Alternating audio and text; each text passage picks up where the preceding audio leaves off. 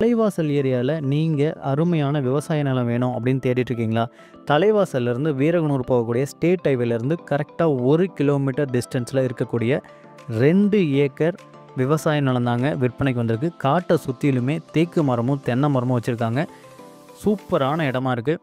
நம்ம நாவலூர் போகிறோம் இல்லையா, அந்த வழியிலே இருக்கக்கூடிய ஒரு அருமையான இடம் தான்.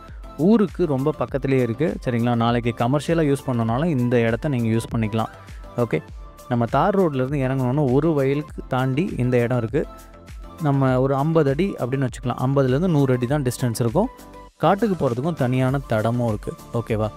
காட்டில் என்னென்ன ஃபெசிலிட்டிஸ் இருக்குன்னா 80 அடியில் கிணறு இருக்குங்க, 5 ஹெச்பி மோட்டார் இருக்குது, இலவச மின்சார வசதி இருக்குது, ஊருக்கு ரொம்ப பக்கத்தில் இருக்குது. ஸ்டேட் ஹைவேலேருந்து 1 கிலோமீட்டர் தான் டிஸ்டன்ஸில் இருக்குது. ஸோ உங்களுக்கு டிரான்ஸ்போர்ட்டேஷன் அவ்வளோ ஈஸியாக இருக்கும்.